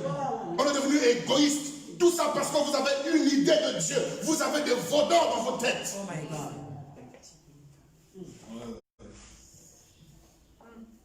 Ah, j'aime votre silence. Regardez bien. Pendant que Aaron est en train de présenter un veau d'or. Un veau d'or. Et j'ai dit vendredi, comment il s'appelle? Jean-Baptiste. On nous parle de Jean-Baptiste. Jean dit, il eut un homme envoyé de Dieu, du nom de Jean. Lui, il n'était pas la lumière, mais il avait été envoyé pour rendre témoignage à la lumière. Il a été envoyé pour rendre témoignage. Il n'était pas la lumière. Au jour d'aujourd'hui, on se fait lumière. Alors que nous sommes seulement là, envoyés de Dieu. Donc, vous voyez, si la Bible précise envoyé de Dieu, c'est qu'il y a aussi des envoyés des hommes. Tout à fait. Et des envoyés de diable. Mais là, Jean précise bien envoyé de Dieu. Vous voyez, quand un est envoyé de Dieu, c'est un homme qui travaille dans les coulisses plus qu'il n'est visible. Jean-Baptiste, à l'âge de 13 ans, il se retrouve dans le désert. Personne ne le connaît. Il ne mange pas de KFC ni de McDo. Il ne mange pas de Flanch ni de Buffalo Grill. Il ne mange pas de mets que tout le monde connaît. Il mange du miel et des sauterelles. Il ne connaît pas Gucci, Yves Saint Laurent. Il ne connaît pas toutes les marques que nous connaissons aujourd'hui. Mais il était revêtu simplement de vêtements, donc de la peau des brebis. Pendant plus de 17 ans dans le désert. Et à l'âge de 30 ans, la Bible dit que l'Éternel le présenta à Israël. Wow. Et quand Dieu le présente à Israël, il ne dure pas, son ministère ne dure pas une année. Wow. Il a été envoyé juste pour rendre témoignage à la lumière. Et dans Jean chapitre 1 au verset 29, alors que tout le monde le voit en tant que prophète, tout le monde le voit en tant que Christ, tout le monde le voit en tant que Messie, mais lui, Jean-Baptiste, il le voit en disant, voici l'agneau de Dieu qui ôte le péché du monde. Pendant que Aaron nous présente un veau d'or, Jean-Baptiste, lui, nous présente l'agneau. Wow. Le veau est le fils de la vache et du taureau. L'agneau est le fils de la brebis et du mouton. Les deux sont des fils. Il nous présente un évangile de fils, mais ce n'est pas l'agneau de Dieu. Et le Dieu que nous prêchons aujourd'hui, c'est l'image du veau d'or. Ce veau d'or qui est le symbole de la richesse, de la force. Faya, rumbosa, et vous pensez que Dieu, je ne dis pas que Dieu n'est pas puissant, il est plus que ça, frères et sœurs. Dieu n'est pas dans les grimaces. Dieu n'est pas dans le spectacle. Dieu n'est pas dans le bruit. Nous, on nous présente un veau d'or. Voici votre Dieu. Mais puisque le peuple n'a pas la connaissance de ce Dieu-là, il se fie simplement à ce qu'on leur montre, à ce qu'on leur enseigne, à ce qu'ils reçoivent comme enseignement. Et quand ils n'ont pas la connaissance de ce Dieu, ils vont adhérer. Ils ne se rendent pas compte qu'en adhérant, ils sont en train de se connecter à de l'idolâtrie. Oh my God. Oh my God. Oh my God. Alors ils sont prêts. Parce que l'or et l'argent appartiennent à notre Dieu. Ils prennent un verset biblique pour justifier leur idolâtrie. Dieu est tout-puissant. Ils prennent un verset de la Bible pour expliquer, justifier leur idolâtrie. On nous parle du Fils, mais ce n'est pas du Fils de l'agneau. Ce n'est pas l'agneau dont on nous parle. On ne nous parle pas de l'agneau. On nous parle du veau d'or. Dans nos églises aujourd'hui, nous avons l'évangile du veau d'or et non plus l'évangile de l'agneau. Parce que le veau d'or, aussi robuste soit-il, qu'il soit en or, c'est un veau d'or, mais il ne vaut pas l'agneau de Dieu. Wow. Tout à fait. L'agneau de Dieu. Le veau, il est là, il est statique, immobile. Il a des yeux pour voir, mais ne voit pas. Il ne gueule pour meuler, mais il ne meule pas. De grandes oreilles pour entendre, mais il n'entend pas. Il a des pattes pour marcher, mais il ne marche pas. Et nous sommes en train de faire parler ce Dieu. Notre Dieu est grand, notre Dieu est fort, notre Dieu est redoutable. Ok, mais nous voulons le voir à l'œuvre. C'est pourquoi Jean-Baptiste a dit, voici l'agneau de Dieu qui, alléluia, pas nous, mais qui lui-même ôte le péché du monde. Il ôte la malédiction, il ôte la sorcellerie, il ôte l'envoûtement, il ôte le péché. L'agneau lui-même opère cela. Nous n'avons pas besoin de présenter un Dieu mort et de le faire bouger par nos mouvements. Lui-même se défend, lui-même se présente, lui-même.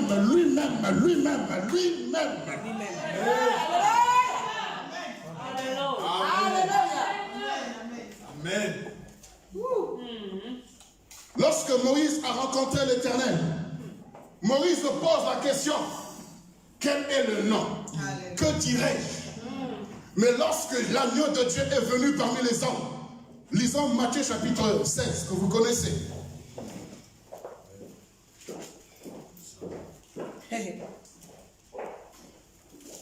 Matthieu au chapitre 16,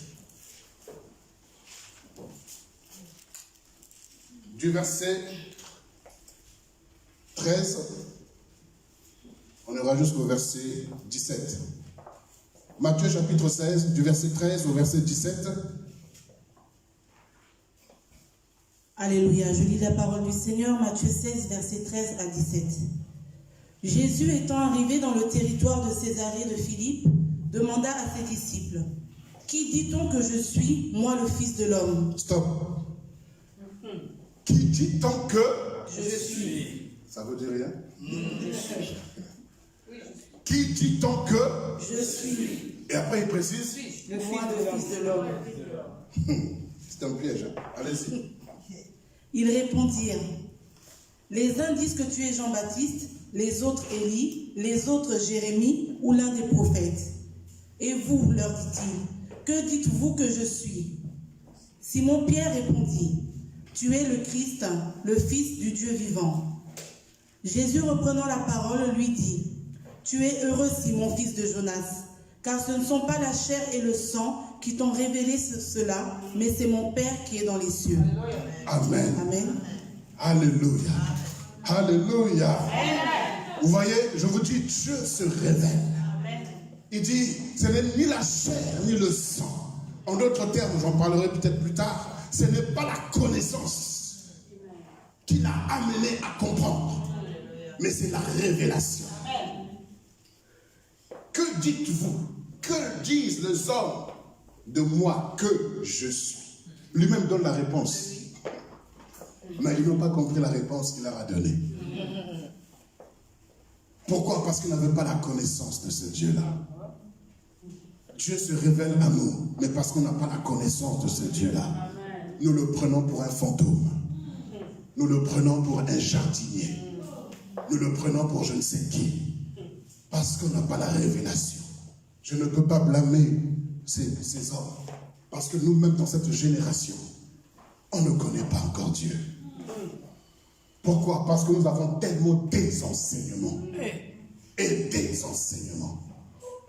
Mais quand vous lisez bien le livre des Actes, chapitre 2, le verset 42, la Bible nous dit que la multitude de ceux qui avaient cru, ils persévéraient dans l'enseignement des apôtres. Ce n'était pas dans les enseignements, mais dans l'enseignement des apôtres. Donc les apôtres n'avaient qu'un enseignement. Voici l'agneau de Dieu qui ôte le péché du monde. Il a fallu plusieurs boucles d'oreilles pour faire le faux. Il faut beaucoup des enseignements pour rassembler et faire de l'idolâtrie. Mais Jésus a dit, même le vêtement qu'il portait était en une seule pièce.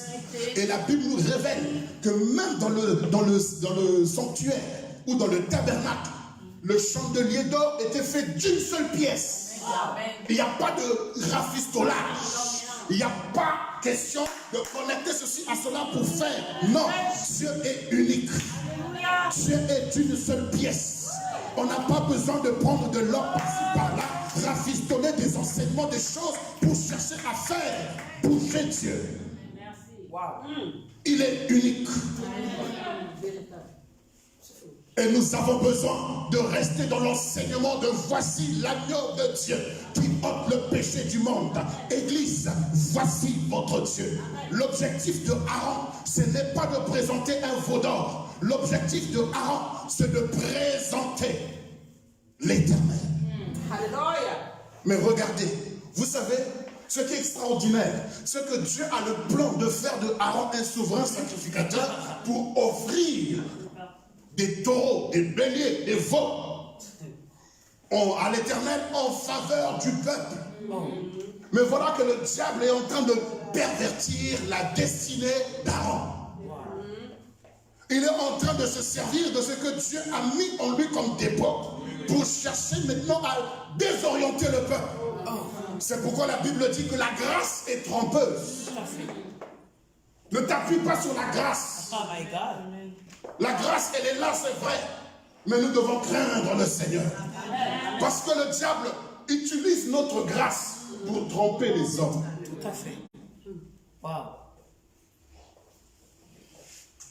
Et c'est ainsi que Aaron, Dieu ne l'a pas rejeté. Malgré qu'il ait fait cela. Dieu ne l'a pas rejeté. Ce qu'il avait arrêté de faire avec lui, il l'a fait. Aaron était le souverain sacrificateur. Et toute sa lignée s'était consacrée à l'Éternel. L'objectif de Aaron, c'était d'intercéder en faveur du peuple vers l'Éternel, au travers du sacrifice. Et nous, en tant que nouveaux sacrificateurs, le sacrifice a déjà été accompli. On n'a plus besoin de faire de sacrifice pour le peuple. Mais le sacrifice qui est l'agneau de Dieu a déjà été accompli. Ce que nous devons faire, c'est simplement dire, voici l'agneau de Dieu. Voici votre Dieu. On ne se présente plus nous-mêmes. Comme l'apôtre Paul a dit, nous ne nous prêchons pas nous-mêmes, mais c'est Christ Jésus que nous prêchons. C'est Jésus que nous prêchons.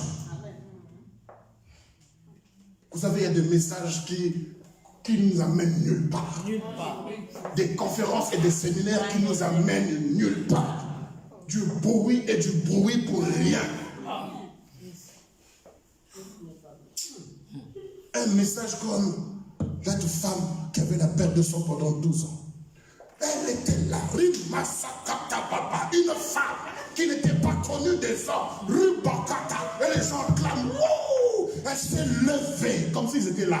Elle s'est levée, elle s'est faufilée au milieu de la foule.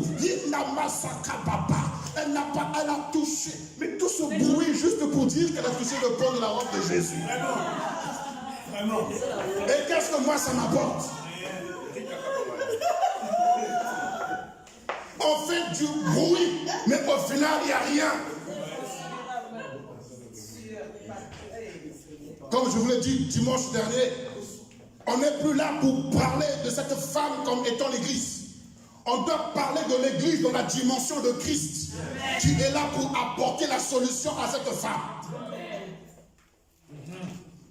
Et nous avons des problèmes aujourd'hui parce que nous avons une mauvaise vision de notre Dieu. Maman, tout ça arrêté. Je ne sais pas quelle heure il est. On dépasse, on a dépassé. Alléluia. Nous avons besoin de comprendre quelque chose ce matin. Voici, Église, voici ton Dieu. Il est temps que l'Église retrouve l'identité, retrouve l'intimité avec son Dieu. Vous savez, si vous ne connaissez pas votre Dieu, vous ne vous connaîtrez pas vous-même.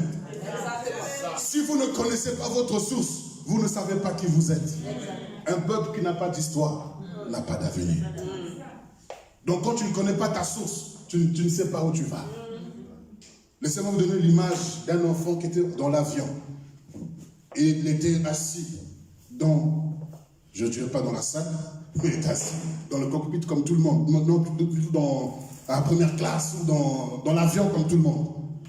Et voici qu'à un moment donné, dans une zone de turbulence, l'avion a commencé à perdre. Le pilote commençait à perdre le contrôle de l'avion. Et tout le monde était en panique, Criait dans l'avion pour eux c'était fini. Et quand l'enfant se réveille de son sommeil, il voit toute cette agitation. Il pose la question, qu'est-ce qui se passe? Et il dit, voilà, on est en train de perdre le contrôle de l'avion. Et l'enfant pose la question, qui est au contrôle de l'appareil? Qui est le pilote de cet appareil? Il dit, c'est ton papa. Il dit, ah, ils sont endormis. Ça, c'est l'image d'enfant de Dieu que nous sommes. Si nous savons qui est au contrôle de notre vie, on va dire, ah, il est dormi. Mais comme tu ne connais pas ton Dieu, vous savez, on fait des grimaces même dans la prière. Vous savez, je voudrais juste aller rapidement pour vous introduire même la prière et influencer par rapport à la manière dont nous voyons Dieu. Tout à fait. Regardez Ésaïe 29. Ésaïe chapitre 29. Donnez-moi une montre, s'il vous plaît, pour ne pas que je puisse déborder. Ésaïe 29, du verset 13 au verset 14. Est-ce que le message passe? Oui. D'accord. Ésaïe chapitre 29. Merci. Ésaïe chapitre 29, du verset 13 au verset 14. C'est bon? Ésaïe 29, 13 à 14. Le Seigneur dit, quand ce peuple s'approche de moi, il m'honore de la bouche et des lèvres, mais son cœur est éloigné de moi. Et la crainte qu'il a de moi n'est qu'un précepte de tradition humaine. C'est pourquoi je frapperai encore ce peuple par des prodiges et des miracles. Et la sagesse de ces sages périra, et l'intelligence de ces hommes intelligents disparaîtra. Amen. Alléluia. Regardez, vous voyez comment le manque de la connaissance de notre Dieu nous amène, influence notre vie de prière. Il dit, verset 13, il dit quoi? Le Seigneur dit, quand ce peuple s'approche de moi, donc quand on s'approche de Dieu, c'est dans la prière. Et il dit quoi? Il m'honore de la bouche et des lèvres, mais son cœur est éloigné de moi. Arrêtez d'abord là. Waouh. Donc toi, tu quittes ta maison. Tu viens dans une salle, dans un lieu. Mais tu viens seulement, tu t'approches de Dieu, mais c'est seulement tes lèvres. Oh my God. Alléluia. Même étant à la maison, le Seigneur dit, quand tu rentres dans ta chambre, ferme la porte derrière toi. Et le Père te voit dans le secret, te le rendra dans le secret. Donc quand même tu es dans ta chambre ou dans ta maison, tu t'approches de lui, mais seulement les lèvres. Oh my God. Et on continue. Et la crainte qu'il a de moi n'est qu'un précepte de tradition humaine. Voilà le grand problème. La crainte, le respect, la valeur qu'ils ont de moi, c'est de la religion. Oh my God. Hey. C'est la religion. C'est la religion. Il m'honore de lèvres. Alléluia, Adonai, El Shaddai, Jéhovah Jireh, Jéhovah Tsekenu, Jéhovah Sabaoth, tout ça. Tu l'honores. Dieu reconnaît que tu es en train de l'honorer, mais ce sont tes lèvres. Mets ton cœur. La crainte que tu as de lui, ce n'est qu'un précepte, un concept. C'est pourquoi l'apôtre Paul dit bien, regardez dans 1 Corinthiens chapitre 2. Du verset 1er au verset 5.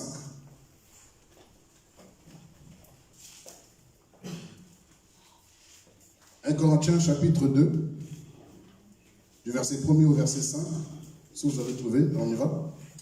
1 Corinthiens 2, verset 1 au verset 5. Pour moi, frère, lorsque je suis allé chez vous, ce n'est pas avec une supériorité de langage ou de sagesse que je suis allé vous annoncer le témoignage de Dieu. Car je n'ai pas eu la pensée de savoir parmi vous autre chose que Jésus-Christ, et Jésus-Christ crucifié. Moi-même, j'étais auprès de vous dans un état de faiblesse, de crainte et de grand tremblement. Et ma parole et ma prédication ne reposaient pas sur les discours persuasifs de la sagesse, mais sur une démonstration d'esprit et de puissance, afin que votre foi fût fondée non sur la sagesse des hommes, mais sur la puissance de Dieu. Alléluia. Toujours 1 Corinthiens chapitre 2.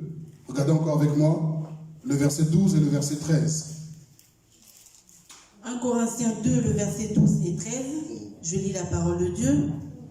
Or nous n'avons pas reçu l'esprit du monde, mais l'esprit qui vient de Dieu, afin que nous connaissions les choses que Dieu nous a données par sa grâce. Et nous en parlons non avec des discours qu'enseigne la sagesse humaine, mais avec ceux qu'enseigne l'esprit, employant un langage spirituel pour les choses spirituelles. Amen. Alléluia. Vous voyez, le Seigneur est en train de dire que ce peuple m'honore des lèvres. Il s'approche de moi, mais il m'honore simplement des lèvres. Mais la crainte qu'ils ont de moi, ce n'est qu'un précepte, un concept humain. Pourquoi? Parce que l'apôtre Paul dit que ma prédication ne repose pas sur les discours ou la sagesse persuasive qu'enseignent les hommes. Donc ce n'est pas par la philosophie, ce n'est pas par la connaissance. Vous savez, aujourd'hui, vous pouvez écouter une personne, elle est très éloquente, mais ce n'est pas l'éloquence qui va t'apporter le salut. Nous avons des verbes et des phrases tellement bien tournées qu'on se dit que non, c'est le petit frère de Molière. Que non, vraiment, quand Molière écrivait là, lui il était à côté. Tu es dépassé, débordé par les tournures des mots qu'il va employer. Il te faut un dictionnaire à côté pour interpréter son message. Et tout cela, pourquoi? Parce que nous pensons que ce n'est pas des belles tournures que nous pouvons convaincre les cœurs des gens. Va prêcher à la Sorbonne. Va être professeur de lettres. Mais ici, ce n'est pas question de professeur. Ici, c'est question d'être dans l'esprit, d'enseigner des choses de l'esprit, pour ne pas que la foi des hommes soit fondée sur la philosophie, mais soit fondée sur la sagesse qu'enseigne l'esprit de Dieu, pour que la foi soit fondée sur la puissance de Dieu, soit fondée sur voici l'agneau de Dieu, et non pas fondée sur voici le veau d'or. C'est pourquoi l'objectif de l'Église, ce n'est pas de chercher à avoir la connaissance pour la connaissance, mais l'objectif de l'Église, c'est de présenter Christ. Nous sommes là pour présenter Christ. Connectons-nous à Christ. Et moi-même et vous-même, tous, connectons-nous à Christ. Même s'il est monté et qu'il tarde à venir, je suis un Aaron, non, je refuse de faire un veau d'or. J'attendrai jusqu'à ce que sa gloire, j'attendrai jusqu'à ce que sa présence, j'attendrai jusqu'à ce que l'agneau de Dieu, j'attendrai jusqu'à ce que le roi des rois, portes éternelles, élevez vos linteaux, que le roi de gloire fasse son entrée. J'attendrai. Je ne change pas de message, je ne change pas de prédication, quel que soit le coronavirus, quel que soit l'épidémie, je ne change pas le message. Je parle de ce Dieu et je persévère. Je reste dans la restauration. Je crois et je crois. Pas de faux d'or. Je parlerai de l'agneau de Dieu. Tout genou fléchit lorsqu'on parle de l'agneau de Dieu. Pas lorsqu'on parle du veau d'or. C'est pourquoi vous vous approchez de la prière. Vos prières ne sont pas reçues parce que vous avez une image de ce Dieu-là. C'est de l'idolâtrie. Regardez avec moi Daniel 11. Vous me permettez? Oui. Merci. Je vais être poli avec vous. Daniel chapitre 11, le verset 32, que nous connaissons.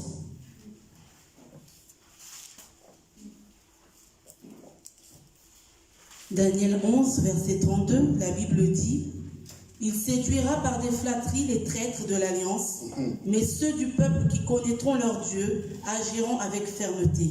Alléluia. Reste encore debout. Alléluia. Il le séduira par des flatteries. C'est quoi les flatteries? Reçois. Dieu m'a dit. Alléluia. Vous voyez toutes ces choses-là. Des flatteries, des belles paroles, des paroles séductrices. Je déclare sur vous, je prophétise. Je ne dis pas que c'est mauvais. Il y a des choses qui sont bonnes, il y a des choses qui sont fausses, je rejette. Tout à fait. Je prophétise sur toi, je déclare sur toi. Ce message a fragilisé l'église. Ça rend l'église paraplégique. Une église totalement neutralisée sur le lit. Et on te nourrit par perfusion. Tu es là, je prophétise sur toi, je déclare sur toi. Et tu es là, amen, amen, amen. Et parce qu'on a prophétisé sur toi, tu restes là, j'attends jusqu'à ce que Dieu accomplisse ce qu'il a dit. Tu vas attendre longtemps. Non, on a prophétisé, c'est vrai, gloire au Seigneur, mais lève-toi et travaille. Parle, prie. Parce que la prophétie, c'est le produit fini de ce que Dieu veut faire. Tout à fait. Mais entre le produit fini, il y a d'abord le commencement de toutes choses. Et Dieu donc vous voyez, Dieu te montre la fin du film. Après, il te ramène au début. Maintenant, on va commencer au commencement. Alléluia. Quand Dieu se révèle à Abraham, vous avez vu, non? Dans Genèse 12. Des paroles extraordinaires. Je te bénirai. Je ferai de toi une source de bénédiction. Toutes les familles de la terre ne pourront pas être bénies s'ils ne passent pas par toi. Waouh! Même Trump, s'il est béni au travers d'Abraham. Macron est béni au travers d'Abraham. Toutes les familles de la terre seront bénies. Des Rothschild au travers d'Abraham. Waouh! Toutes ces belles paroles. Mais regardez Abraham, il a commencé à galérer juste après qu'il ait dit Amen. Alléluia. Il a dit Amen à toutes ces belles paroles, pensant que le lendemain, ça allait s'accomplir. Non. Il avait 75 ans quand Dieu s'est révélé à lui. 99 ans. Rien. Alléluia. Un peu de temps. Alléluia. Des paroles de flatterie. Surtout quand la peur. Vous savez, quand tu es dans une phase de faiblesse ou de fragilité, tu vas accepter toutes les belles paroles qu'on va te donner. Regardez les marabouts, les féticheurs. Ils ne font que parler à ceux qui ont des problèmes. Je n'ai jamais vu un marabout dire que vous qui êtes riche, venez me voir. Vous qui avez beaucoup d'argent, venez me voir, je vais vous orienter. Non. Les maladies, les pauvres et tout ça. C'est eux seulement. Mais les mêmes marabouts là, les féticheurs, ils n'ont pas vu Corona arriver. Mais puisqu'ils arrivent à guérir du sida, qu'ils guérissent de ceux qui sont en train du Corona. Vous voyez des paroles de flatterie, il ne faut pas rentrer là-dedans. Dieu n'est pas un homme pour nous flatter. Il ne nous flatte pas. Et on nous dit, à cause de ces paroles de flatterie, plusieurs vont faire quoi? Abandonné. En lisant bien seulement Daniel 11, 32. Aïe, aïe, aïe. L'alliance, c'est quoi? C'est le jour du commencement. Le jour où il s'est révélé à toi. Vous voyez que ce jour-là, ce que tu as vécu, imaginez-vous un homme comme Moïse, il a vu Dieu face à face. Mais la flatterie peut arriver à déconnecter un homme qui a rencontré Dieu face à face. Oh my God. On les appelle des traîtres de l'alliance. Les traîtres de l'alliance. Wow. Un homme comme Adam, qui n'a pas connu de boîte de nuit, quoi que ce soit, directement homme sur terre, rencontrant des choses extraordinaires, la flatterie a réussi à le séparer de l'alliance. Oh my God, la flatterie. Wow. Et après on nous dit quoi? Mais ceux du peuple qui connaîtront leur Dieu agiront avec fermeté. Mais ceux du peuple, mais malgré les flatteries, malgré les paroles de séduction, parce que l'apôtre Paul dit que dans les derniers temps, les hommes ne supporteront plus la saine doctrine, mais par la démangeaison de vouloir écouter, ils se donneront une foule de docteurs. Quand tu es sur Facebook ou sur WhatsApp ou sur YouTube, tu as une olympiade de docteurs. Et toi-même, je vais écouter qui aujourd'hui? Bon, qu'est-ce qui me ferait plaisir aujourd'hui? Parole à la commande. Message à la commande. J'ai besoin de quelqu'un qui va m'encourager, pas quelqu'un qui va me décourager. Donc je regarde, ah William, non pas lui, parce qu'il va me décourager. Je vais prendre quelqu'un d'autre. Voilà. Par la démangeaison de vouloir écouter, ils se donneront. Or la Bible dit, un homme envoyé de Dieu. Mais eux-mêmes, ils se donnent des hommes. Mais ceux du peuple, qui connaîtront leur Dieu. Regardez, parallèlement à ce même verset, le même chapitre 12, alors dans Daniel chapitre 12, verset 4. On n'a pas vu Daniel 11, 32, hein, on est toujours là-dedans. On va dans Daniel 12, verset 4. Daniel 12, 4, la Bible dit: Toi, Daniel, tiens secrète ces paroles et scelle le livre jusqu'au temps de la fin. Plusieurs alors le liront et la connaissance augmentera. Alléluia. Jusqu'au temps de la fin. Et on nous dit que dans le temps de la fin, la connaissance fera quoi? Augmentera. Mais regardez bien, Daniel 11, 32 dit, mais ceux du peuple qui connaîtront leur Dieu agiront avec fermeté. Donc les deux connaissances sont différentes. Il y a une différence entre avoir la connaissance et connaître Dieu.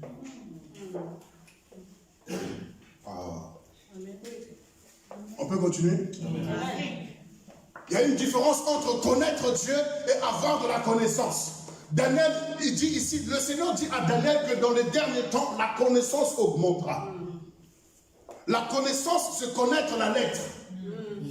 La lettre, ce n'est pas la parole.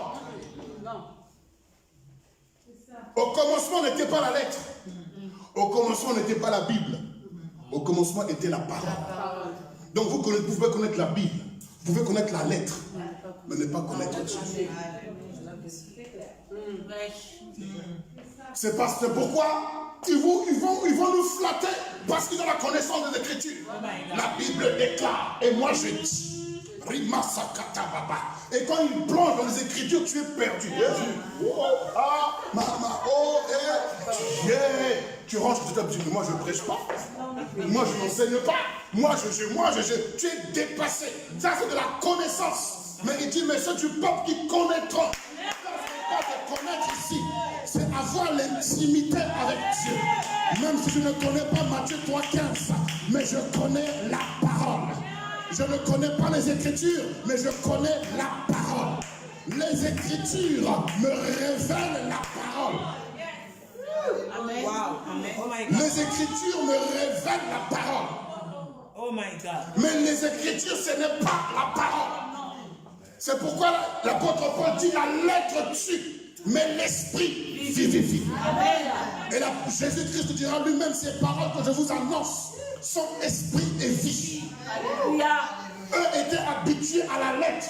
Quand Tu es habitué à la connaissance. Là où les gens sont remplis d'intellectualisme, quand tu viens avec l'esprit, ils sont bouleversés, ils te taxent même de sorcier.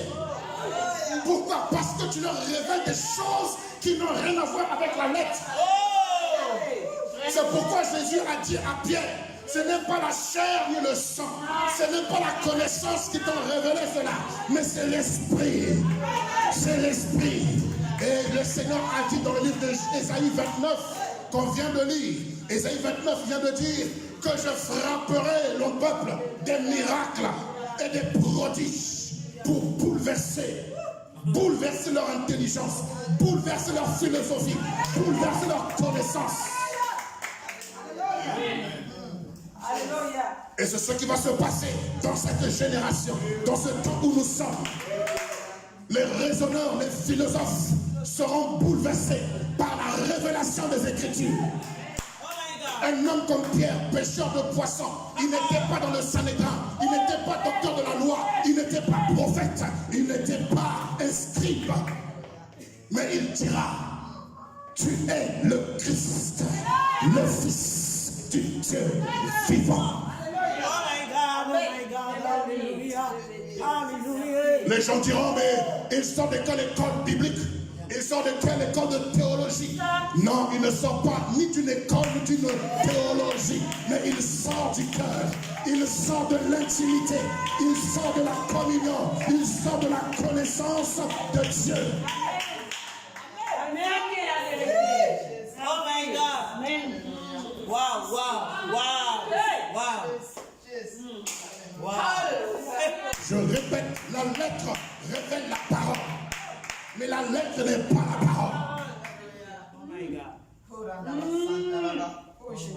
C'est pourquoi, en étudiant la Bible, l'objectif, c'est que Dieu se révèle à nous. Je n'étudie pas la Bible pour avoir la connaissance de Matthieu chapitre 3 ou Matthieu chapitre 6. Non, mais c'est pour avoir la révélation. Quand tu prends la banane, l'objectif, ce n'est pas que tu vois que la banane elle est belle et que tu commences à manger la peau. Non. Mais la banane, la peau te révèle. La banane, quand tu commences à l'éplucher, c'est ce qui est à l'intérieur qui te révèle la connaissance du cœur.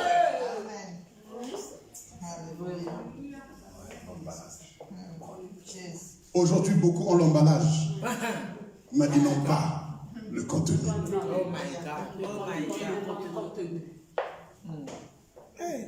Non. Voici l'agneau de Dieu. Ceux du peuple qui connaîtront. Là, on parle de l'intimité. Dans le même, comme la Bible nous parle dans Genèse, Adam connut Ève. C'est de la même connaissance dont il est question dans Daniel 11. D'avoir l'intimité avec Dieu. Amen. Je ne parle pas d'avoir des rapports avec Dieu. Je dis d'avoir l'intimité. L'intimité, ce qui est secret, ce qui est caché, que les hommes ne connaissent pas. Cette intimité-là, ce n'est pas dans la connaissance de la lettre. Même si tu n'es pas connu sur Facebook, même si tu n'es pas connu sur YouTube, ne cherche pas de faire une place parmi eux. Ne cherche pas, ne cherche pas, ne cherche pas. Ils ont 900 000 abonnés. Merci Seigneur pour les 900 000 abonnés. Je n'ai même pas un. Moi, je n'ai pas de page à moi personnelle, Facebook, combien de followers. Non, non, non, non. Ce n'est pas grave, ce n'est pas grave. Le plus important, c'est d'être dans l'intimité, d'être connu de Dieu, d'être connu de Dieu. Et vous savez, quand Dieu te connaît et que tu es agréable à Dieu, il t'impose aux hommes, il t'impose à l'humanité. Lorsque Jésus était en train d'aller dans la piscine ou en train d'aller dans le fleuve du Jourdain, personne ne connaissait Jésus, personne n'avait encore vu cela. Mais lorsqu'il est sorti des eaux du baptême, Dieu lui-même reconnaît, Dieu lui-même présente Jésus comme étant son intime. Il dit, voici mon fils bien-aimé en qui j'ai mis toute mon affection. Écoutez-le. Alléluia. Même si je ne suis pas connu des hommes, je ne cherche pas à être connu des hommes. Il faut que je connaisse l'éternel mon Dieu. ceux du peuple qui connaîtront leur Dieu. Ils agiront avec fermeté, ils agiront avec assurance, ils feront des exploits.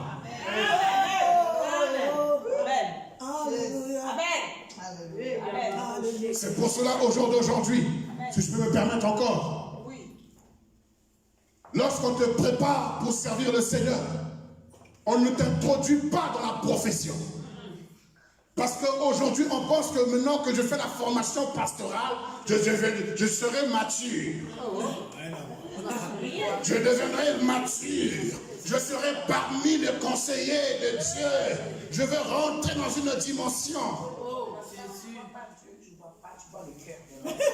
Nous sommes en train d'introduire les gens dans la profession, mais pas dans la relation. Le problème, je me souviens, dans mes premiers jours avec le Seigneur, pendant que je marchais avec le Seigneur, je priais, tout ça. Et il me dit, cherche la sanctification, mais ne cherche pas la prédication. Parce que la prédication est sur le chemin de la sanctification. Mais si tu recherches la prédication, tu risques de ne pas atteindre la sanctification. Et beaucoup aujourd'hui sont arrêtés à la prédication. Et ont laissé tomber le chemin de la sanctification. C'est pourquoi beaucoup sont dans le ministère, mais ils sont pires que des païens.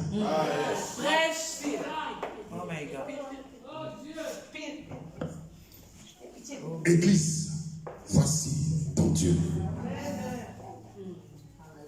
C'est le thème que nous allons développer durant tout ce mois de novembre. On se rendra compte qu'effectivement nous sommes des perroquets. On honore Dieu des lèvres.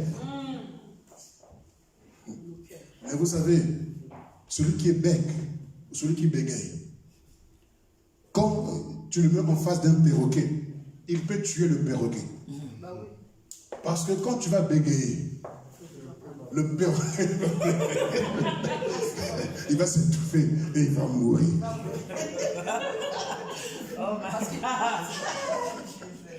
Et c'est comme ça beaucoup de chrétiens, entendant des pasteurs qui bégayent, eux aussi ils imitent leur bégaiement et ils meurent. Ils m'honorent des lèvres. Mais la crainte qu'ils ont de moi, c'est juste un concept très certain, humain. Mais ça n'a rien à voir avec la révélation de la parole. Mais ceux du peuple qui connaîtront. C'est pourquoi l'objectif de cet enseignement, c'est d'avoir la connaissance, mais aussi surtout d'être en connexion avec notre Dieu. De connaître notre Dieu dans une autre dimension, dans une intimité profonde, pour que lui-même nous présente, lui-même nous envoie, lui-même nous reconnaisse.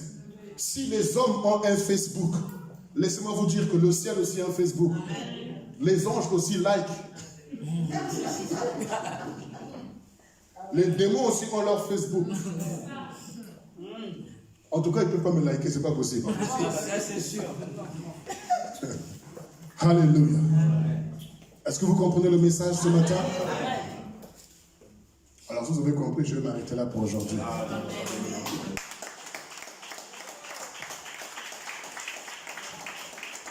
Levons-nous et acclamons et rendons gloire au Seigneur. Rendons-lui toute la gloire ce matin. Toute la gloire à notre Dieu et à notre Dieu seul.